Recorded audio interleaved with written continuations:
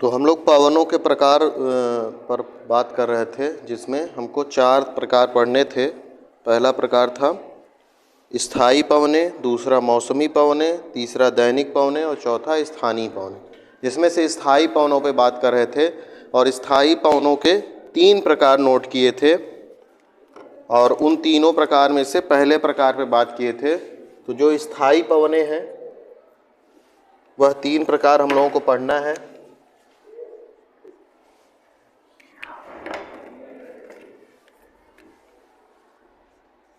स्थायी पवनों के 3 प्रकार पढ़ना था, जिसमें हम लोग व्यापारिक पवन पे उस दिन बात किए थे।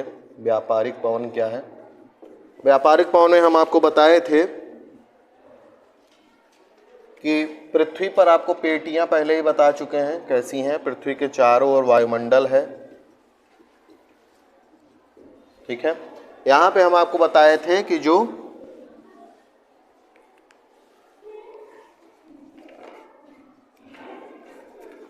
पेटियां हैं उनका अक्षांशीय वितरण बताए थे। तो ये जो पहली पेटी है विषुवतीय निम्न वायुदाब पेटी, दूसरी है उपोष्ण उच्च वायुदाब, तीसरी है उपध्रुवीय निम्न वायुदाब और चौथी है ध्रुवीय उच्च वायुदाब। आपको अक्षांश सहित याद होना चाहिए। ये गोलार्ध उत्तरी है, ये दक्षिणी गोलार्ध है। तो हम आपको बताए थे कि सबसे पहली जो पवन है व्यापारिक पवन, वो उपोष्ण उच्च वायुदाब से विषुवतीय निम्न वायुदाब की ओर चलती हैं, ठीक है। यहाँ से ऐसे चलना चाहिए था, लेकिन यहाँ पे फेरल का नियम लगता है और फेरल के नियम के अनुसार जो पवनें उत्तरी गोलार्ध में चलेंगी वो अपने दाईं ओर मुड़ जाएंगी। तो आप यहाँ से देखेंगे कि यहाँ से इधर आ रहा है, तो यहाँ से इधर की ओर आने में इसका दायां इधर होगा। यहाँ से देखेंगे, ठीक है। अपने आप को यहाँ पे इमेजिन कीजिए, आपका चेहरा इधर की ओर हो तो आपका दायां हाथ जो है ऐसे होगा। जैसे मैं अगर ऐसे खड़ा हो जाऊं तो मेरा दायां ये है, तो ये दाएं की ओर मुड़ जाएंगी। तो जो भी यहाँ से पवनें चलेंगी वो इधर की ओर क्या होती जाएंगी? मुड़ती जाएंगी। यही व्यापारिक पवनें हैं, ठीक है। ऐसा ही यहाँ पे भी सेम पेटी है, 25 डिग्री से 35 डिग्री उत्तर में भी और 25 डिग्री से 35 डिग्री दक्षिणी गोलार्ध में भी सेम पेटी है। तो यहाँ से भी पवनें चलेंगी, है ना। ऐसे हाई प्रेशर से ही लो प्रेशर की ओर पवनें चलेंगी ना, हमेशा दिमाग में रखिए, दिमाग में। तो यहाँ से जब ये पवनें चलेंगी तो ये अपनी किधर मुड़ जाएंगी? बाईं ओर, क्योंकि दक्षिणी गोलार्ध में फेरल ने कहा था कि पवनें हाई प्रेशर से लो प्रेशर की ओर चलेंगी तो बाईं ओर मुड़ जाएंगी। तो उनकी दिशा ऐसे मुड़ती जाएगी, ठीक है। हम आपको उस दिन भी बताए थे छोटी सी बात, एक दिशा संबंधित, कि कैसे दिशा का निर्धारण करते हैं। तो हम आपको बताए थे कि अगर इधर नॉर्थ है तो इसके अपोजिट साउथ होगा, और जिधर नॉर्थ होता है अगर आप उधर अपना फेस करके खड़े हो जाएं, चेहरा करके खड़े हो जाएं, तो आपका जो दाहिना हाथ होता है वो क्या बताता है? पूर्व, ईस्ट। और ईस्ट के अपोजिट क्या होगा? वेस्ट होगा। तो इन सब के बीच में जो क्षेत्र होता है उनका भी हम आपको बताए थे। इसको नॉर्थ ईस्ट कहते हैं, है ना, इसको साउथ ईस्ट कहते हैं, इसको साउथ वेस्ट कहते हैं और इसको कहते हैं नॉर्थ वेस्ट, ठीक है। तो हम आपको यहाँ से बताए थे कि यहाँ से जो पवनें स्टार्ट होती हैं वो ऐसे जा रही हैं, ठीक है। तो ये कैसे जा रही हैं? ऐसे, ठीक है। मतलब नॉर्थ ईस्ट से कहाँ तक जा रही हैं? साउथ वेस्ट की ओर। नॉर्थ ईस्ट से कहाँ जा रही हैं? नॉर्थ ईस्ट से जा रही हैं साउथ वेस्ट की ओर, ठीक है, उत्तरी गोलार्ध में। ऐसे ही दक्षिणी गोलार्ध में ऐसे जा रही हैं पवनें, ऐसे, ठीक है ना। यहाँ पे ये ऐसे जा रही हैं और उत्तरी गोलार्ध में ऐसे। तो यहाँ पे साउथ ईस्ट से नॉर्थ वेस्ट की ओर, साउथ ईस्ट से नॉर्थ वेस्ट की ओर, ठीक है। तो जहाँ से ये पवनें स्टार्ट होती हैं जिस दिशा से, उसी के नाम पर इनका नाम रख दिया गया है। तो उत्तरी गोलार्ध में जो व्यापारिक पवनें हैं उनको कहते हैं नॉर्थ ईस्ट ट्रेड विंड, उत्तरी पूर्वी व्यापारिक पवन, उत्तरी पूर्वी व्यापारिक पवन। तो जो दक्षिणी गोलार्ध में है उनको क्या कहेंगे? साउथ ईस्ट ट्रेड विंड, दक्षिणी पूर्वी व्यापारिक पवन, ठीक है। इतनी बात कल हम लोग कर लिए थे इसके पहले क्लास में। अब इसमें क्या होता है कि जब ये पवनें साउथ ईस्ट ट्रेड विंड और नॉर्थ ईस्ट ट्रेड विंड। देख रहे हैं यहाँ से आ रही है, यहाँ से, ये दोनों, यहाँ ये जो विषुवतीय निम्न वायुदाब की पेटी है जो 5 डिग्री उत्तर से 5 डिग्री दक्षिण के बीच में है, यहाँ पे दोनों क्या होती हैं, अभिसरित होती हैं। दोनों मिलेंगी ना, यहाँ पे ऐसे आ रही हैं और ये ऐसी दोनों मिलती हैं यहाँ पे, ठीक है ना। जब ये मिलती हैं उसको कहते हैं ITCZ। क्या कहते हैं? ITCZ। जहाँ पे उत्तरी गोलार्ध की व्यापारिक पवन और दक्षिणी गोलार्ध की व्यापारिक पवन मिलती हैं, उस क्षेत्र को क्या कहते हैं? ITCZ। ITCZ, inter tropical conversion zone. Inter tropical conversion zone, Hindi में कहते हैं अंतः उष्ण कटिबंधीय अभिसरण क्षेत्र। अंतः उष्ण कटिबंधीय अभिसरण क्षेत्र लिख लीजिए, महत्वपूर्ण है। अंतः उष्ण कटिबंधीय अभिसरण क्षेत्र, ठीक है। किसको कहेंगे ITCZ? जहां पे नॉर्थ ईस्ट ट्रेड विंड, उत्तरी गोलार्ध वाले व्यापारिक पवन, दक्षिणी गोलार्ध वाले व्यापारिक पवन दोनों अभिसरण करती हैं, उसको क्या कहते हैं? ITCZ कहते हैं, ठीक है। अब क्या होता है कि जहां पे ITCZ बनता है, जहां पे ये दोनों पवनें अभिसरित होती हैं, तो वहां पे एक और पवन का उत्पन्न होती है ना, जो जिसकी दिशा क्या होती है?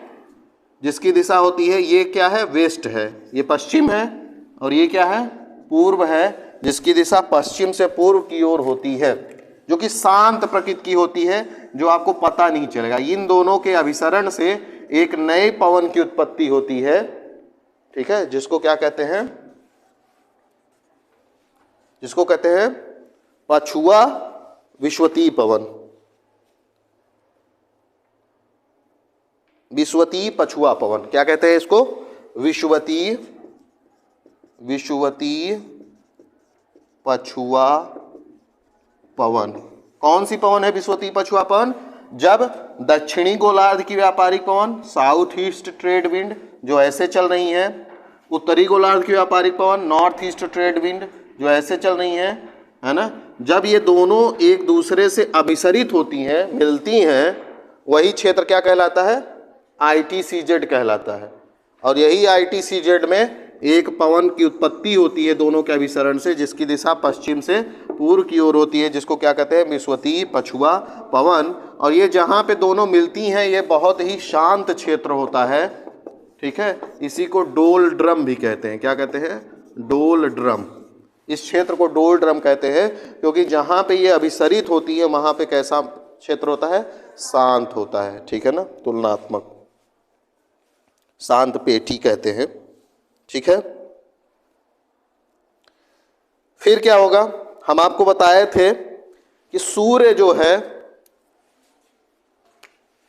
है वो अपनी जो सूर्य क्या, पृथ्वी जो है सूर्य की तुलना में अपना जो कह सकते हैं उसके मतलब परिभ्रमण के दौरान पृथ्वी सूर्य के चारों ओर घूमती है, तो उसके दौरान जो है पृथ्वी की स्थिति बदलती रहती है सूर्य की तुलना में। तो इसके कारण जो है, जो ये पेटियां हैं ना, जैसे मान लीजिए ये जो विषुवतीय पेटी है, जिसको आप इक्वेटोरियल लो प्रेशर कह रहे हैं, जब सूर्य उत्तर की ओर जाता है, उत्तरी गोलार्ध में, हम बताए चुके हैं सूर्य 6 महीने उत्तरी गोलार्ध में लगभग और 6 महीने दक्षिणी गोलार्ध में कर्क रेखा और मकर रेखा के बीच में लंबवत रहता है। तो जब सूर्य उत्तर की ओर जाता है ना, तो ये जो पेटी है ये शिफ्ट हो जाती है थोड़ा सा। अभी ये 5 डिग्री पे है ना लो प्रेशर, ये थोड़ा सा इधर चली जाएगी, सारी पेटियां थोड़ा थोड़ा शिफ्ट होती जाएंगी। जैसे ही सूर्य की स्थिति बदलती है तो इन पेटियों का स्थान जो है चेंज होता है, ठीक है ना। तो जब व्यापारिक पवनें हैं north east trade wind, south east trade wind, मान लीजिए सूर्य यहाँ पे पहुंचा है, तो ये पेटी जो है विषुवतीय निम्न वायुदाब वाली इस क्षेत्र में बन जाएगी, ठीक है, इतने में थोड़ा सा उसका शिफ्टिंग हो जाएगा। ऐसे में जब ये व्यापारिक पवनें यहाँ पे अभिसरण करती हैं, ठीक है, तो मतलब ITCZ क्या होता है? जब सूर्य का उत्तरायण होता है तो थोड़ा सा उत्तर में खिसक जाता है। ITCZ क्या है? जहाँ पे उत्तरी व्यापारिक पवन और दक्षिणी व्यापारिक पवन अभिसरण करती हैं वही क्या है? ITCZ है ना। जहाँ पे यहाँ से व्यापारिक पवन और यहाँ से व्यापारिक पवन मिल रही है जिस क्षेत्र में, उसी को क्या कह रहे हैं? ITCZ कह रहे हैं। तो सिंपल सा दिमाग में रखिए कि जब सूर्य उत्तरी गोलार्ध में जाएगा तो ITCZ किधर जाएगा? उत्तर की ओर। ITCZ उत्तर में थोड़ा सा शिफ्ट हो जाएगा। ठीक है, क्यों शिफ्ट होगा? क्योंकि जब सूर्य उत्तर में जाएगा तो ये भी पेटियां थोड़ा थोड़ा उत्तर की ओर क्या होती जाएंगी? शिफ्ट होती जाती हैं। ऐसे में ये जो व्यापारिक पवन अभी यहाँ से आ रही थी वो थोड़ा इधर से आएगी। तो जब ये पेटियां उत्तर की ओर जाती हैं तो इधर वाली पेटियां भी विषुवत रेखा की ओर शिफ्ट हो जाती हैं। तो ऐसे में जो व्यापारिक पवन यहाँ से चल रही थी वो यहाँ से चलेगी, तो इनका जो अभिसरण का क्षेत्र है वो चेंज हो जाता है। इसी के कारण ITCZ उत्तर में क्या होता है? शिफ्ट हो जाता है। बात समझ पा रहे हैं कि ध्यान से सुनेंगे तभी समझ में आएगा, नहीं गोला हो जाएगा। हम अभी तक आपको बता चुके हैं कि व्यापारिक पवनें कहाँ से चलती हैं? 25 डिग्री उत्तर से 35 डिग्री उत्तर से इस पेटी से विषुवत रेखा की ओर, जो कि विषुवती निम्न वायुदाब पेटी है। यहाँ पे भी उपोष्ण उच्च वायुदाब से निम्न वायुदाब की ओर। ठीक है, तो सामान्य स्थिति जो है वो ये है जहाँ पे यहाँ पे ITCZ बनता है विषुवत रेखा के पास 5 डिग्री से 5 डिग्री के बीच में, सामान्य स्थिति में। ठीक है, और वह ITCZ जो 5 डिग्री से 5 डिग्री के बीच में होता है उसे शांत पेटी भी कहते हैं, डोलड्रम भी कहते हैं। इन दोनों के अभिसरण से एक नई पवन उत्पन्न होती है जिसको विषुवती पछुआ पवन कहते हैं। नॉर्मल स्थिति ये है। फिर क्या होगा? जब सूर्य का उत्तरायण होगा, अगर सूर्य विषुवत रेखा पे है तब तो ऐसी स्थिति रहेगी। जैसे ही सूर्य उत्तर की ओर जाएगा, उत्तरायण होगा, उत्तरी गोलार्ध में जाएगा, तो ये पेटियां क्या होंगी? थोड़ा थोड़ा शिफ्ट हो जाएंगी। इनके शिफ्टिंग के कारण क्या होगा कि जो ITCZ एकदम विषुवत रेखा पे बन रहा था, अगर उत्तर में सूर्य है तो थोड़ा उत्तर में बनेगा, तो उसको कहेंगे नॉर्थ ITCZ। क्या कहेंगे? नॉर्थ ITCZ, क्योंकि वो उत्तरी गोलार्ध में चला गया है सूर्य, इसके कारण। ऐसा ही सूर्य जब दक्षिण में जाएगा तो ITCZ का क्षेत्र थोड़ा दक्षिण में शिफ्ट होगा। ठीक है, तो उसको क्या कहेंगे? South ITCZ। क्या कहेंगे? South ITCZ। और जब कहीं नहीं जाएगा, विषुवत रेखा में रहेगा, तो उसको केवल ITCZ कहेंगे। ठीक है, कोई कंफ्यूजन है किसी को इतने में? है ना, तो पढ़िए उसको तब समझ में आएगा। ठीक है, तो ये कुल मिला के व्यापारिक पवन के बारे में बात हो गई हमारी। ये जो ITCZ वाला क्षेत्र है ना, यहीं पे उष्णकटिबंधीय चक्रवातों की उत्पत्ति होती है। तो हम लोग जब चक्रवात पढ़ेंगे तो ये फिर आएगा, इसीलिए मैं कह रहा हूँ कि ये बहुत ज़रूरी है। जब हम लोग चक्रवात पढ़ेंगे, चक्रवात के प्रकार, उष्णकटिबंधीय चक्रवात, शीतोष्णकटिबंधीय चक्रवात, तो उनमें ये फिर आएगा कि जो ITCZ वाला क्षेत्र है वहीं पे कौन से चक्रवातों की उत्पत्ति होती है? उष्णकटिबंधीय चक्रवात। ठीक है, अगली पवन पे बात करते हैं। उसके पहले एक अक्षांश है। कौन सा अक्षांश? 30 डिग्री से 35 डिग्री अक्षांश।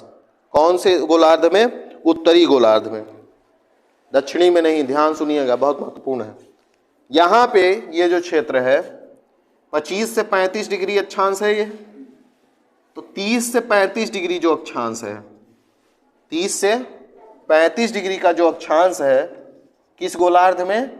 उत्तरी गोलार्ध में, दक्षिणी में नहीं। यहाँ पे कौन सा प्रेशर है? हाई है कि लो है? तुम उधर कोने में क्यों हाई है?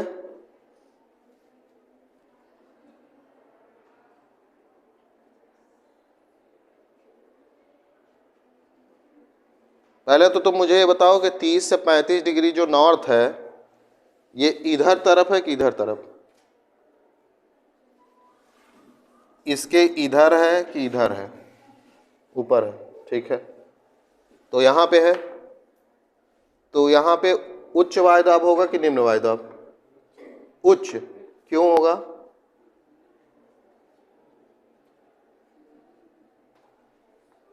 क्योंकि ये उपोष्ण उच्च वायुदाब पेटी में है। उपोष्ण उच्च वायुदाब पेटी कहाँ से कहाँ तक है? 25 डिग्री से 35 डिग्री अक्षांश उत्तरी गोलार्ध में, तो उसी के बीच में स्थित है ना 30 से 35। तो इसका जवाब क्या होगा? क्योंकि यह जो अक्षांश है उपोष्ण उच्च वायुदाब पेटी में स्थित है। बैठिए। तो उपोष्ण उच्च वायुदाब पेटी में है तो यहाँ का दाब कैसा है? उच्च है, मतलब उच्च दाब होने का मतलब पवनें बैठ रही हैं, पवनें नीचे की ओर आ रही हैं।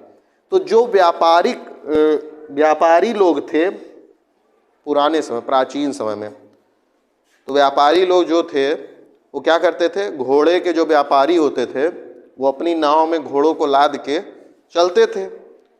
जब वो इस अक्षांश में पहुंचते थे 30 से 35 में, हवा का दबाव ज़्यादा है तो जो नाव है उस पे भी हवा का दबाव इस क्षेत्र में बढ़ जाता था। ऐसे में स्थिति ये होती थी कि नाव की स्थिति हो जाती थी कि अब डूबने वाली है।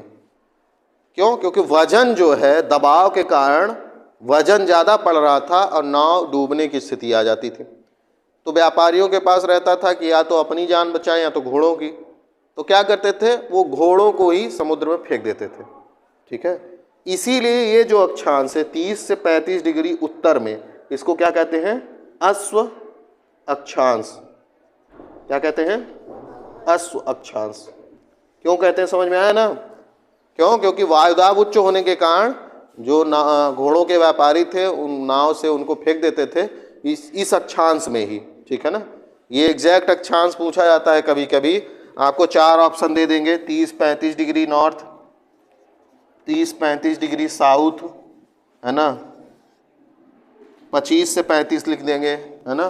तो ये ध्यान रखिएगा उत्तरी गोलार्ध में है। ठीक है। उत्तरी गोलार्ध में 30 से 35 डिग्री अक्षांश को क्या कहते हैं? अश्व अक्षांश कहते हैं। ठीक है। अगला हम लोग जो पवन पढ़ेंगे वो पवन है पछुआ पवन। हाँ, घोड़े के व्यापारी ज़्यादा फेंकते थे क्योंकि दक्षिण में उतना ट्रेड नहीं चलता था ना। अब हो गया, वो कह दिए उत्तर में ज़्यादा व्यापार करते थे ना, क्योंकि दक्षिण में जो है स्थल की कमी है ना।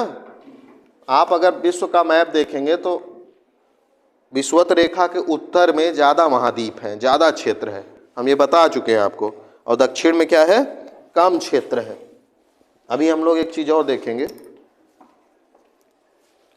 इसके बाद हम लोग पढ़ेंगे पछुआ पवन। दूसरा है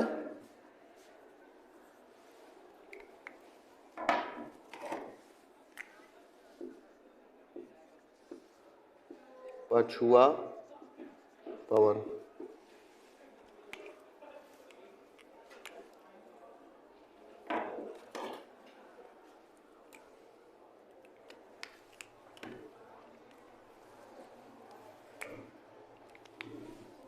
तो पछुआ पवन कहाँ से कहाँ की ओर चलेंगी? अगली पेटी में आइए। अब हम लोग यहाँ तक बात कर चुके हैं इस पेटी और इस पेटी की। ठीक है।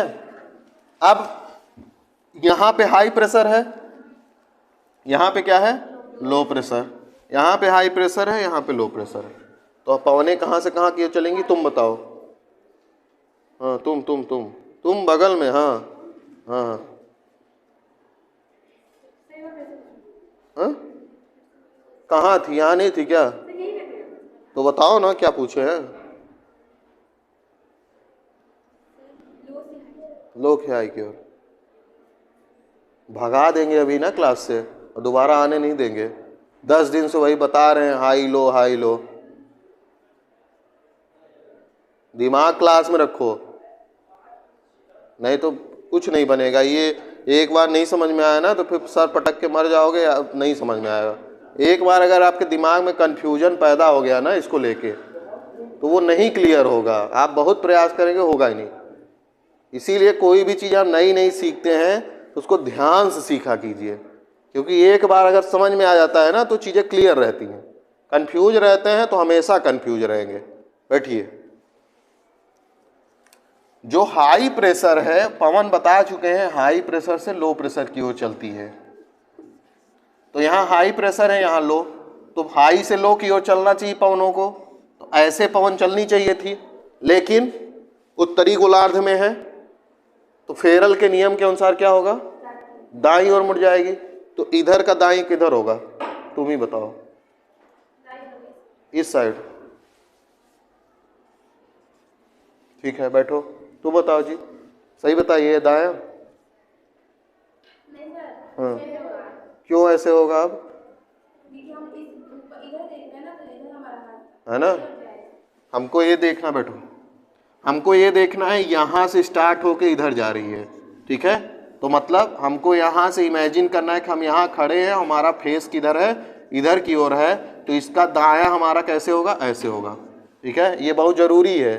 और कौन से नियम के तहत हुआ है तुम बताओ जी? फेरल। ठीक है, फेरल के नियम के अनुसार उत्तरी गोलार्ध में दाईं ओर, तो जितनी भी पवनें हैं वो सब ऐसे क्या होती जाएंगी, मुड़ती जाएंगी।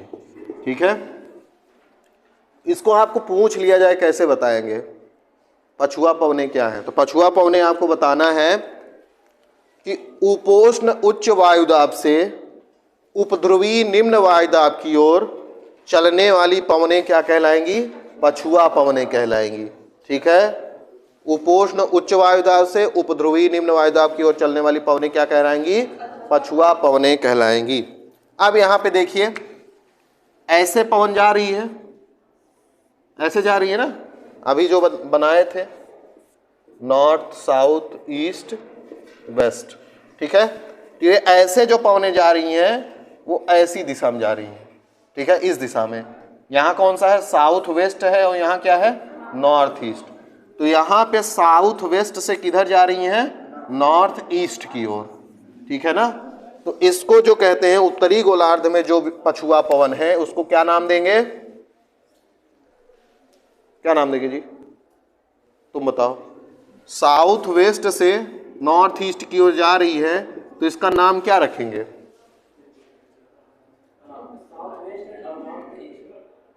वो तो मैं जान रहा हूं, वहां से वहां जा रही है, नाम क्या रखेंगे, जैसे व्यापारिक में रखे थे, इसमें उत्तरी होगा। यहां पे क्या नाम रखे थे, नॉर्थ ईस्ट से साउथ वेस्ट जा रही थी, तो इस पवन का क्या नाम था,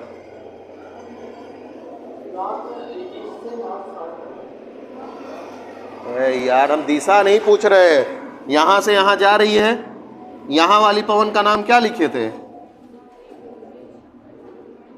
कौन बताएगा, बताओ। नॉर्थ ईस्ट ट्रेड विंड, बहुत अच्छा। तो ऐसे ही यहां पे क्या नाम देंगे, तो ट्रेड विंड। यहां पे कौन सी पवन चल रही है, व्यापारिक पवन, पछुआ पवन ना, तो जहां से शुरू हो रही है उस दिशा का नाम और जो पवन है उसका नाम, है ना, तो साउथ वेस्ट पछुआ पवन, इंग्लिश में कहते हैं वेस्टर्लीज विंड। क्या कहते हैं, वेस्टर्लीज, जो स्पेलिंग हो सकता है, इसको क्या कहेंगे, दक्षिण पश्चिम पछुआ पवन। समझ में आ रही बात, जहां से पवन स्टार्ट हो रही है जिस दिशा से, उसी के नाम पर उसका नाम रख देंगे। ठीक है ना, ऐसे ही यहां पे देखिए, यहां पे जो पवन है हाई प्रेशर है, उपोष्ण उच्च वायुदाब, यहां पे क्या है, उपध्रुवी निम्न वायुदाब, तो हाई प्रेशर से लो प्रेशर की ओर चलना चाहिए था। तुम बताओ ये किधर मुड़ेगी, इधर मुड़ेगी, क्यों, क्यों मुड़ेगी, किस नियम के तहत मुड़ेगी,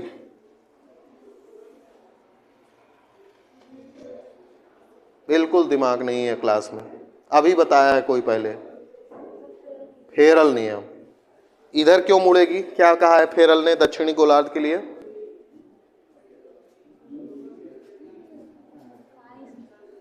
दाएं, दाएं कह रहे हो, बाएं, दाएं, दक्षिण में भी बाएं, वो बाएं बोल रही है, बैठो। फेरल ने कहा था कि उत्तर में दाएं मुड़ती हैं और दक्षिण में कहाँ मुड़ेंगी, बाएं। तो तुमको इमेजिन करना है कि तुम यहाँ खड़ी हो, तुम्हारा चेहरा इधर है, तो मतलब ऐसे खड़ी हो, तो बायां किधर होगा, इधर होगा, तो बायां ऐसे मुड़ता जाएगा। तो जितनी भी पवनें चलेंगी इधर से वो कैसे मुड़ती जाएंगी, ऐसे। और इनकी दिशा निर्धारित कैसे करेंगे, ये इधर से इधर जा रही हैं, ठीक है, मतलब ये यहाँ से चल रही हैं, ऐसे जा रही हैं, तो नॉर्थ वेस्ट से किधर जा रही हैं, साउथ ईस्ट की ओर। तो नॉर्थ वेस्ट से किधर जा रही हैं, साउथ ईस्ट की ओर। तो जहाँ से स्टार्ट होती हैं उसी के नाम पर इनका नाम रखते हैं। तो ये जो पछुआ पवन होगी, नॉर्थ वेस्ट पछुआ पवन या उत्तरी पश्चिम पछुआ पवन, ठीक है। अब इसमें क्या है, दो तीन शब्द और हैं जो अभी हम बता रहे थे आपको कि दक्षिणी गोलार्ध में महासागरों का क्षेत्र ज्यादा है। आप मैप में देखिए, यहाँ पे इसमें तो बना नहीं है, विश्व का मैप हम लोगों का पीछे चला गया है। यहाँ पे ही देखिए, इसमें आपको दिखा देता हूँ। देखिए ये विषुवत रेखा है, बीचों बीच दिख रहा है सबको। अब आप देखिए ऊपर की ओर आपको ज्यादा महाद्वीप दिखेंगे। ये है पूरा उत्तरी अमेरिका महाद्वीप, कुछ दक्षिण अमेरिका का विभाग है, सेंट्रल अमेरिका जिसको कहते हैं, पूरा आधा अफ्रीका का भाग, पूरा यूरोप, पूरा एशिया लगभग, ये सब किधर है, उत्तरी गोलार्ध में। दक्षिण में क्या है, बस ऑस्ट्रेलिया है और आधा से ज़्यादा भाग साउथ अमेरिका का है, आधा ये, मतलब दक्षिण में जो महासागरीय क्षेत्र है वो क्या है, ज़्यादा है। महासागर ज़्यादा है, महाद्वीप क्या है, दक्षिण में कम है, ठीक है। तो इसके कारण क्या होता है, जब ये पछुआ पवनें चलती हैं ना इस दिशा में, ये यहाँ से इसके अक्षांश में बीच में, इनके बीच में यहाँ पे सागरीय भाग क्या है, ज़्यादा है। तो जब ये पवनें चलती हैं समुद्र पानी के ऊपर से चलती हैं, समुद्र के पानी से, तो इनमें जब ये चलती हैं तो पानी जो है आवाज़ करता है। उसी आवाज़ के आधार पर तीन ठो नाम है, ठीक है। तो उनका नाम क्या है, अक्षांश, और उनका नाम आपको पता होना चाहिए। पहला अक्षांश है 40 डिग्री अक्षांश। 40 डिग्री अक्षांश कौन सा, दक्षिण का। दक्षिण का कौन सा अक्षांश, 40 डिग्री साउथ, जिसको क्या कहते हैं, इसको कहते हैं गरजती चालीसा। क्या कहेंगे, गरजती चालीसा। क्यों गरजती चालीसा, क्योंकि यहाँ पर समुद्री क्षेत्र ज़्यादा होने के कारण पछुआ पवनें जब चलती हैं तो पानी, जो समुद्र का पानी है उसमें गति तेज हो जाती है, क्योंकि स्थलीय भाग होता है तो पवनों के सामने अवरोध पैदा करता है। स्थलीय भाग ना होने के कारण पानी के अवरोध नहीं रह जाता पवन का, तो पवन बहुत तेजी से गति में चलती हैं, जिसके कारण वह पानी जो है आवाज़ होती है, पानी और वायु के घर्षण के कारण, तो जिसको क्या कहते हैं, गरजती चालीसा, ठीक है। अगला है 50 डिग्री अक्षांश, जिसको कहते हैं भयंकर पचासा। 50 डिग्री साउथ क्या कहेंगे, भयंकर पचासा। ये आपसे डायरेक्ट पूछ लेते हैं कंपटीशन में कि 40 डिग्री वाले को क्या कहेंगे, या पूछ देंगे कि गरजती चालीसा किस अक्षांश पे है, 40 डिग्री उत्तर, 40 डिग्री दक्षिण, है ना, 50 डिग्री, 60 डिग्री। तो आपको ध्यान रखना है दक्षिणी गोलार्ध में ही है ये। उधर बताए थे अश्व अक्षांश जो उत्तरी गोलार्ध में, और यहाँ ये बता रहे हैं। अगला जो 60 डिग्री अक्षांश है उसको कहते हैं चीखता साठा। क्या कहेंगे, चीखता साठा। साठा मतलब 60, भयंकर पचासा 50 और गरजती चालीसा 40, ठीक है। ये हुआ पछुआ पवन है, ठीक है। अब हम लोग बात करेंगे कौन सी पवनों की, ध्रुवीय पवनों की। तो अब अगला कौन सा बचा हुआ है, यहाँ पे उच्च वायुदाब है और यहाँ पे विषुवतीय उच्च वायुदाब, और यहाँ पे कौन सी पेटी है, उप ध्रुवीय निम्न वायुदाब, है ना। ध्रुवीय उच्च वायुदाब और उप ध्रुवीय निम्न वायुदाब। तो ध्रुवीय उच्च वायुदाब से पवनें चलनी चाहिए थी, लेकिन ये उत्तरी गोलार्ध है और यहाँ से पवन चल रही है, तो यहाँ से आपको इमेजिन करना है कि आपका चेहरा इधर है, तो आप ऐसे करके खड़े होंगे तो इधर की ओर मुड़ जाएगी, दाईं ओर, है ना, क्योंकि उत्तरी गोलार्ध में पवनें किधर मुड़ेंगी, दाईं ओर मुड़ेंगी। और हम ऐसे खड़े हैं तो दायां किधर होगा, इधर होगा, तो ऐसे। इसमें आपको ध्यान रखना है कि जो इनकी दिशा है वो सेम किसकी तरह होती है, व्यापारिक पवनों की तरह। देखिए व्यापारिक पवनें भी ऐसे ऐसे चल रही है ना, ये भी ऐसे ही चलती हैं, ठीक है। तो जैसे व्यापारिक पवनों की दिशा निकाले थे नॉर्थ ईस्ट से इधर की ओर, साउथ वेस्ट की ओर, तो इसका नाम हो जाएगा नॉर्थ ईस्ट पोलर विंड या उत्तर पूर्वी ध्रुवीय पवन, ठीक है। ऐसे ही यहाँ हाई प्रेशर है, यहाँ लो प्रेशर है, तो ऐसे पवन चलना चाहिए था।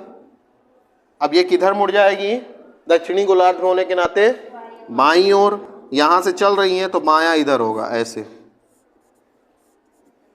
और दिशा सेम, इनका जो दिशा है वो व्यापारिक पवन की ही दिशा में है।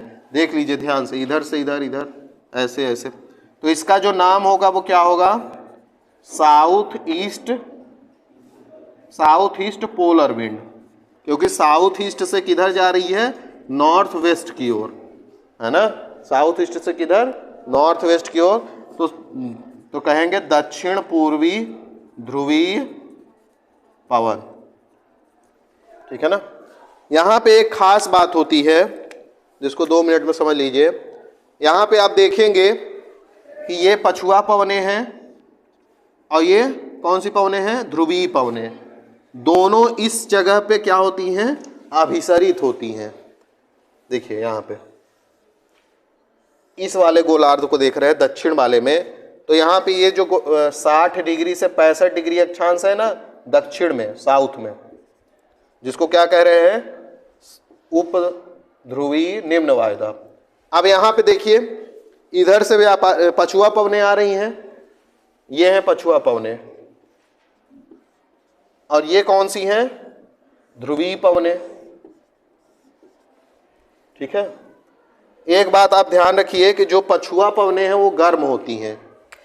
कैसी पवनें हैं, गर्म पवनें। जो व्यापारिक पवनें हैं वो भी गर्म पवनें हैं, ठीक है। और ध्रुवीय पवनें कैसी पवनें हैं, ठंडी पवनें हैं। ध्रुवीय कैसी पवनें हैं, ठंडी, इनका तापमान कम होता है। तो ये पवन गर्म है और ये कैसी है, ठंडी। तो ये जब पवनें इस पेटी में आती हैं तो ये गर्म वाली पवनों का प्रभाव इस क्षेत्र में ज़्यादा होता है, इधर की ओर, ठीक है। और ठंडी वाले पवनों का प्रभाव इस क्षेत्र में ज़्यादा होता है, ठीक है ना। इसको क्या कहते हैं, वाताग्र कहते हैं। क्या कहते हैं, वाताग्र। क्या कहते हैं, वाताग्र। इसको कहते हैं शीत वाताग्र, शीत वाताग्र। क्यों, क्योंकि इस क्षेत्र में ध्रुवीय पवनों के द्वारा इन क्षेत्र में ठंडा माहौल ज़्यादा रहता है, ठीक है। और इधर पछुआ पवनों के कारण इस क्षेत्र में गर्म रहता है, इसको कहते हैं उष्ण वाताग्र। क्या कहते हैं, उष्ण वाताग्र, ठीक है। और इसी वाताग्र के सहारे शीतोष्ण चक्रवात की क्या होती है, उत्पत्ति होती है। तो आगे हम लोग चक्रवात पढ़ेंगे तो पढ़ेंगे। 2 चीजें बताए, एक चक्रवात यहाँ उत्पन्न होता है ITCZ क्षेत्र में, एक चक्रवात यहाँ उत्पन्न होता है जिसको क्या कहते हैं, शीतोष्ण चक्रवात। क्या कहते हैं, शीतोष्ण। क्यों, क्योंकि ध्रुवीय ठंडी पवनें और व्यापारिक गर्म पवनें अभिसरित होती हैं, तो यहाँ पे ध्रुवीय शीत वाताग्र, यहाँ पे उष्ण वाताग्र उत्पन्न होता है। इसी वाताग्र के सहारे क्या होता है, चक्रवात उत्पन्न होते हैं, ठीक है। तो ये तीनों पवनें हो गई, इनको अच्छे से पढ़ लीजिएगा, बड़ा क्वेश्चन है, आता है। जो वायुदाब पेटी है और ये पवनें हैं, महत्वपूर्ण है, ठीक है। इसके बाद कल बात करेंगे।